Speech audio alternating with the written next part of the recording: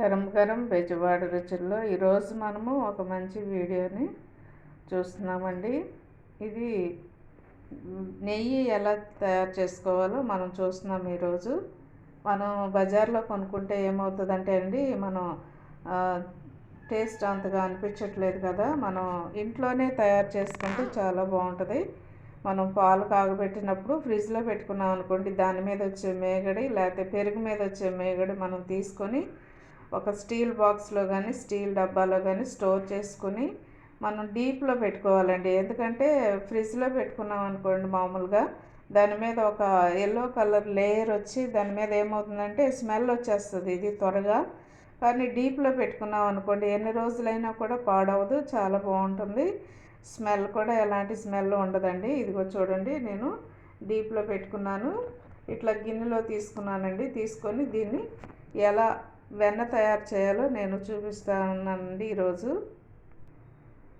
చూడండి, ఇట్లాగా లోతుగా ఉండే గిన్నె తీసుకొని ఈ మీగడంతా కూడా మనము ఈ గిన్నెలో వేసుకుందామండి. ఇప్పుడు ఇదిగోండి, ఇట్లాగా లోతు గిన్నెలోకి మనము ఈ మేగడ తీసుకున్నాం కదా, ఇలాంటి మజ్జిగ కవంతం కానీ లేకపోతే మీ దగ్గర జార్ ఉన్నాయి కదండి, జ్యూస్ జార్లో కూడా వేసుకోవచ్చు. ఎక్కువగా ఉందనుకోండి జ్యూస్ జార్లో వేసుకోవచ్చు, మామూలు జార్లో అయినా వేసుకొని మనం కనుక మిక్సీ పట్టుకుంటే వెన్న చక్కగా వచ్చేస్తుందండి. ఈ వెన్న చక్క పైకి వచ్చేస్తుంది. సో దీంతో నేను ఇలా తిప్పుకోవాలండి. ఇలా తిప్పితే ఒక పావు గంట సేపు 10 నిమిషాలు తిప్పామనుకోండి, చక్కగా వెన్నంతా కూడా పైకి వచ్చేస్తుంది అన్నమాట అండి.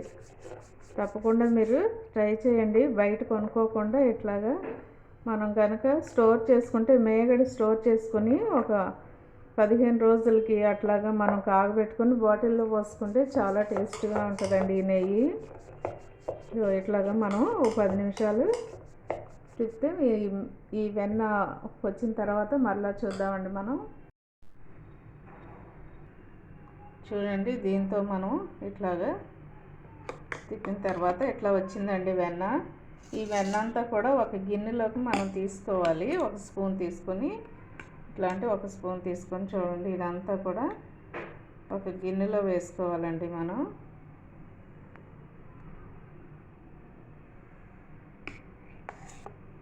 ఎందుకంటే మనం 2-3 సార్లు అలా చేయాలి. చేస్తే దీనిలో ఉన్నదంతా వెన్న వచ్చేస్తుంది. ఇంకా చూసారా ఎంత చక్కగా వస్తుందో.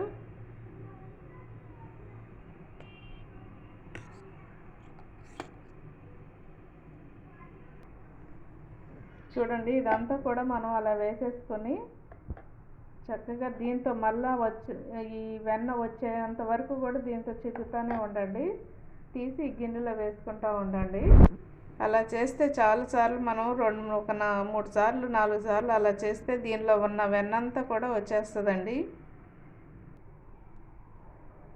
చూడండి, రెండోసారి కూడా నేను ఈ మజ్జిగ కవంతో ఇట్లా చిలికానండి. రెండోసారి కూడా చూడండి ఎలా వచ్చిందో వెన్న. రెండోసారి కూడా నేను తీసి దానిలో వేస్తున్నానండి గిన్నెలో. చూసారా,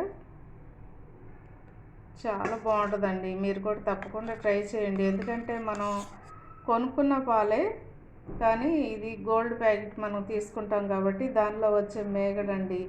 మేగడ ఇలా దాచుకుంటే మనం ఫ్రిడ్జ్లో పెట్టుకొని స్టోర్ చేసుకుంటే మనం బయట వెన్న కొనుక్కునే పని లేకుండా చక్కగా మన ఇంట్లో వరకు సరిపోతుందండి. మన పిల్లలకు కూడా చక్కగా వేసి పెట్టచ్చు. మనం ఏ స్వీట్ అయినా చేసుకోవచ్చు దీంతో.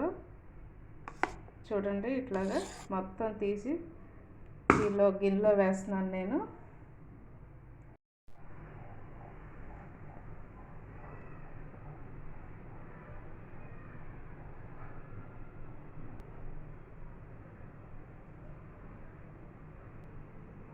ఇదిగండి, నేను ఆ మేగడంతా కూడా 4-5 సార్లు చిలికితే ఎట్లా వచ్చిందండి వెన్న. చూసారా, చాలా వచ్చిందండి గిన్నెలో. ఇది ఎలా ముద్ద చేయాలో మనం చూద్దామండి. ఈ వెన్నంతా కూడా పొడవాటి గిన్నెలో వేసుకున్నాం కదండి. ఇదంతా కూడా ఇది 2 చేతులతో పట్టుకొని ఇలా తిప్పాలండి. గిన్నె ఇలా తిప్పితే ఇదంతా కూడా గడ్డ కట్టుకుపోయిద్ది. చూడండి, మనం ఎలా చేపలు నలగకుండా తిప్పుతాం కదండి, అలా తిప్పాలండి.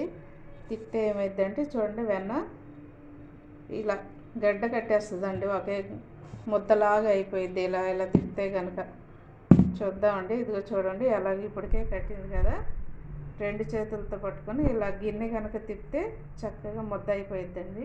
చూసారా అండి, వెన్నంతా కూడా ఇట్లా గడ్డ కట్టేసింది. గిన్నె పట్టుకొని 2 చేతులతో ఇలా తిప్పుతూ ఉంటే కనుక వెన్న చూడండి ఎంత చక్కగా ముద్దలాగా వచ్చేసిందో. ఇంకా ఒక 2 నిమిషాలు లేకపోతే ఒక 5 నిమిషాలు కనుక అలా తిప్పితే ఇదంతా కూడా చక్కగా గడ్డ వచ్చేస్తుందండి. ఇదంతా కూడా ముద్దలాగా చేసి మనం వేరే గిన్నెలో పెట్టి కాగబెడదామండి.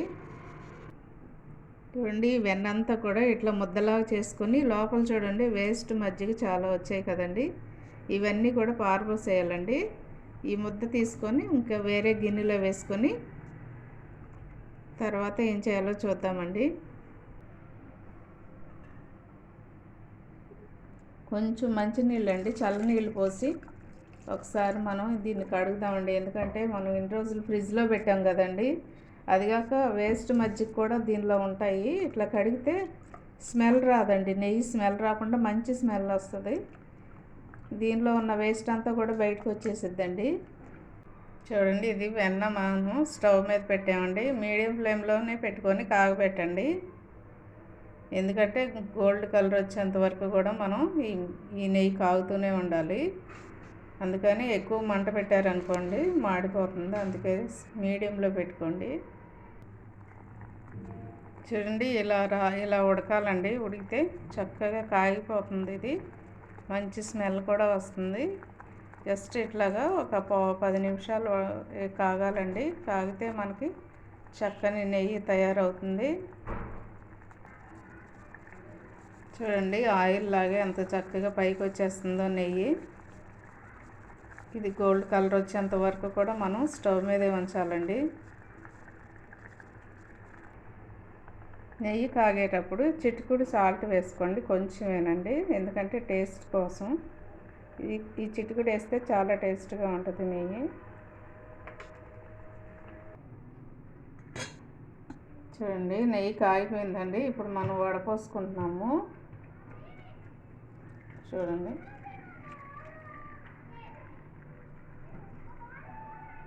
నెయ్యి అంతా కూడా ఇట్లా వడపోసేసుకోవాలండి ఒక దానిలోకి.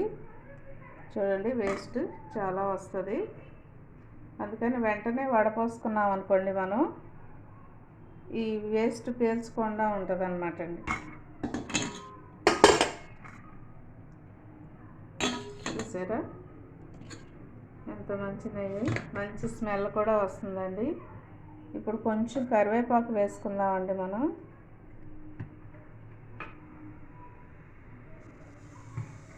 చూడండి ఇది మీరు కూడా తప్పకుండా ట్రై చేయండి. మేగడ పడేయద్దండి, మన ఇంట్లోకి చక్కగా నెయ్యి వాడుకోవచ్చు.